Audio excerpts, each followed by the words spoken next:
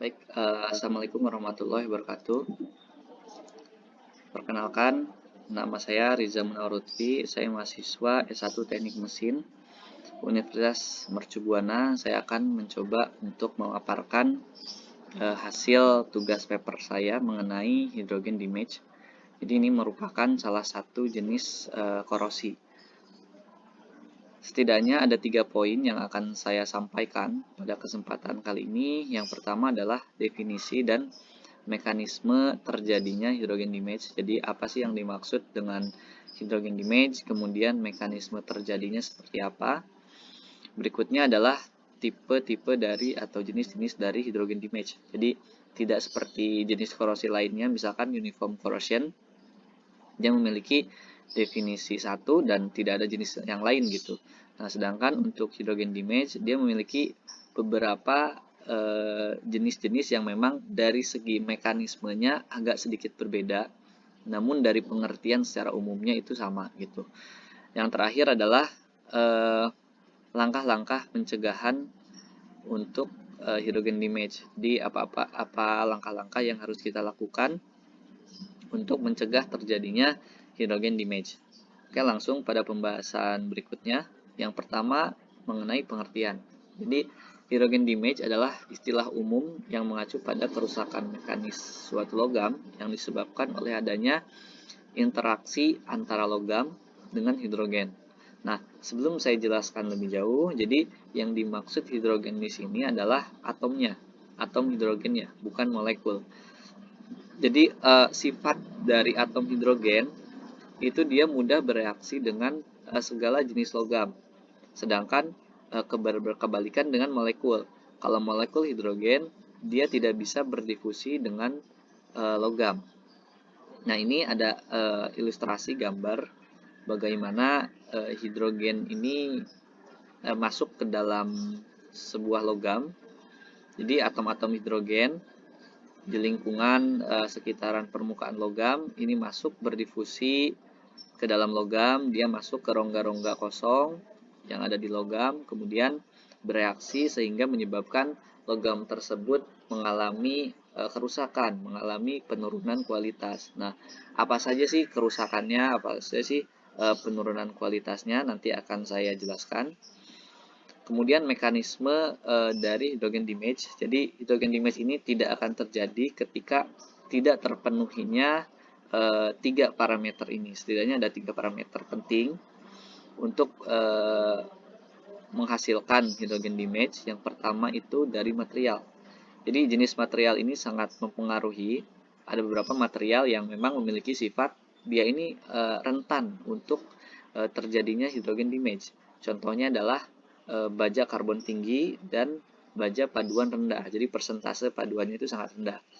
Kemudian yang kedua adalah faktor lingkungan. Jadi lingkungan material ini seperti apa gitu ya.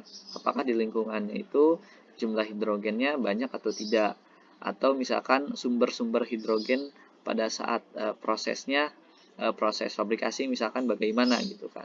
Thermal proses misalkan di heat treatment seperti apa, proses welding seperti apa, atau elektrochemical. Begitupun di parameter ketiga, field type.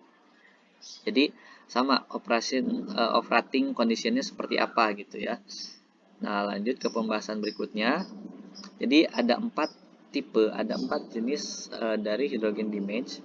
Yang pertama ada pelepuhan hidrogen. Yang kedua ada penggetasan hidrogen.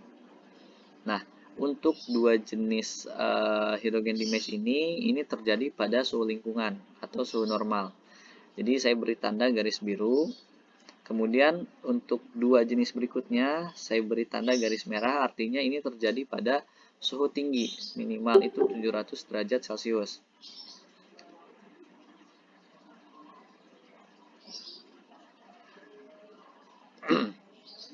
Minimal suhu derajat 700 derajat Celcius. Baik, mohon maaf, coba saya lanjutkan. Nah, yang pertama adalah pelepuhan hidrogen. Jadi pelepuhan hidrogen ini dihasilkan dari penetrasi hidrogen ke dalam logam, lalu berdifusi ke dalam rongga kosong di logam tersebut sehingga menciptakan tekanan internal yang tinggi sehingga terjadilah pelepuhan. Jadi mudah crack logamnya. Kemudian teknik pencegahannya adalah menggunakan coating atau pelapis pada saat proses finishing, kemudian gunakan inhibitor, menghilangkan racun. Racun di sini artinya kotoran, kotoran yang bisa menyebabkan hidrogen itu mudah muncul gitu ya, atau racun yang bisa menyebabkan hidrogen itu terundang, mudah-mudah datang gitu.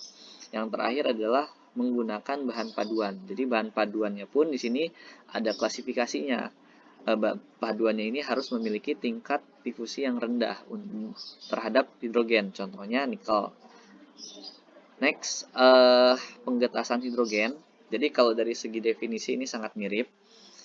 Jadi ada penetrasi atom hidrogen ke dalam logam yang mengakibatkan hilangnya keuletan dan tensile strength dari material tersebut.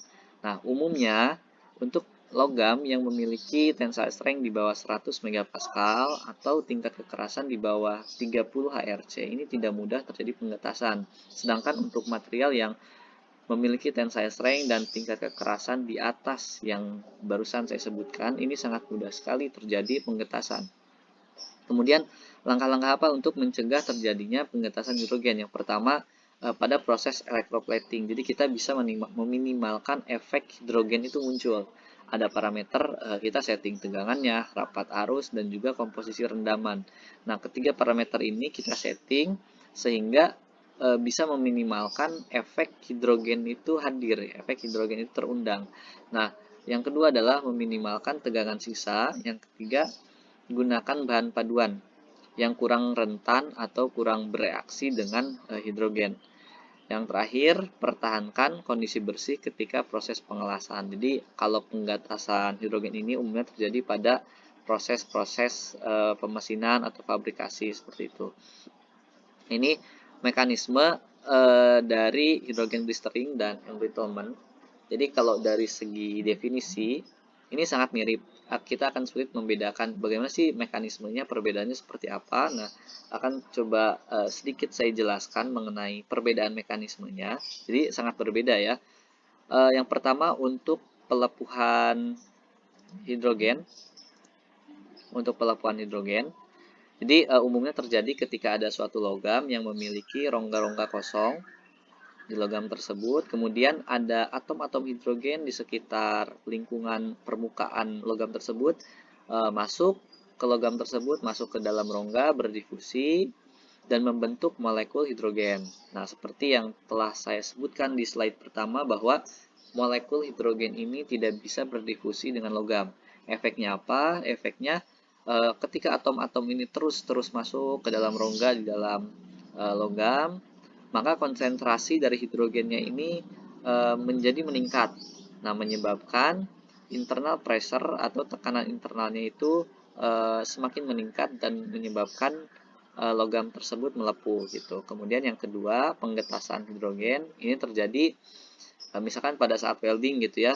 Atom-atom hidrogen di sekitaran lingkungan logam ini ada, kemudian coba masuk ke dalam logam, mencoba berdifusi, kemudian muncullah retakan-retakan kecil pada setiap daerah di logam tersebut, daerahnya di bawah permukaan. Nah, retakan-retakan ini yang menyebabkan penurunan kualitas, artinya jadinya logam tersebut bersifat getas gitu. Nah, ini yang ketiga, dekarburasi ini terjadi pada suhu tinggi, merupakan penghilangan atau penurunan kadar karbon dari baja. Nah, umumnya kadar karbon yang secara masif berkurang itu pada daerah permukaan.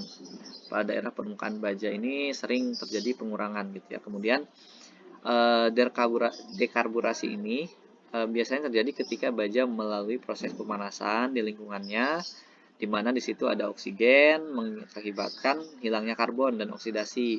Nah, proses ini terjadi ketika karbon yang ada dalam logam bereaksi dengan gas yang mengandung hidrogen atau oksigen selama proses di temperatur tinggi. Dan sini disebutkan minimal temperaturnya itu 700 derajat Celcius. Dan ini berbanding lurus atau linear, artinya semakin temperaturnya tinggi, ini bisa menyebabkan semakin banyak kadar karbon yang menghilang. Seperti itu. Jadi semakin tinggi itu kerusakan logamnya itu semakin besar. Nah, Apa sih efek dari penurunan kadar karbon pada suatu baja? Yang pertama, mengurangi keuletan dan kekuatan. Ini sangat logik sekali gitu ya. Kita tahu contohnya baja karbon tinggi itu kan kadar karbonnya sangat tinggi ya, tentu dari namanya aja baja karbon tinggi. Nah, dia memiliki sifat kekuatan dan kekerasannya yang tinggi. Nah, efeknya kalau kadar karbonnya berkurang, ya otomatis keuletan dan kekuatannya pun berkurang gitu. Kemudian terbentuknya retakan, ini memang karena karbonnya tadi menghilang gitu ya, sehingga ada rongga-rongga kosong dan terjadilah retakan. Kemudian pembentukan tekstur permukaan yang kasar. Nah, seperti yang saya sebutkan tadi memang sangat masif terjadi kadar karbon itu berkurang di daerah-daerah permukaan sehingga menyebabkan tekstur permukaannya itu jadi kasar. Yang terakhir adalah hydrogen attack. Jadi ini mengacu pada hilangnya kekuatan atau keuletan baja, di mana atom hidrogen itu menyebar ke dalam baja. Atom-atom ini dibuat melalui disosiasi hidrogen molekuler dan korosi. Kemudian atom hidrogen membentuk reaksi dengan karbida logam atau karbon terlarut untuk membentuk metana pada ketidaksempurnaan kristal, diskontinuitas, batas butir, dan jenis cacat lainnya. Nah, dari hasil paparan yang telah saya sampaikan mengenai definisi, mekanisme, dan juga beberapa jenis hydrogen damage, kita bisa mengetahui bahwa ada hal-hal untuk mencegah terjadinya hydrogen damage. Diantaranya kita bisa menggunakan clean steel atau baja bersih. Kemudian setelah proses finishing dari produk atau logam yang kita proses, perlu dilakukan pelapisan atau coating. Ada dua tipe gitu ya yang saya tahu, ada bisa menggunakan electroplating atau non electroplating. Kemudian kita juga bisa menggunakan inhibitor lalu menghilangkan kotoran ya yang dapat memicu hadirnya hidrogen. Dan yang terakhir, mengganti logam paduan, di mana logam paduannya ini harus memenuhi dua syarat. Yang pertama, memiliki tingkat difusi yang rendah. Artinya kalau difusinya rendah itu dia tidak mudah berdifusi dengan hidrogen gitu ya. Yang kedua, syarat kedua adalah persentase dari logam paduan ini jangan terlalu sedikit, karena ketika terlalu sedikit baja akan masih mudah berdifusi dengan hidrogen. Baik, terima kasih, saya cukupkan presentasi pada kesempatan kali ini. Mohon maaf apabila terdapat kekurangan baik dari segi materi ataupun cara penyampaiannya. Bila topik walhidayah. Assalamualaikum warahmatullahi wabarakatuh.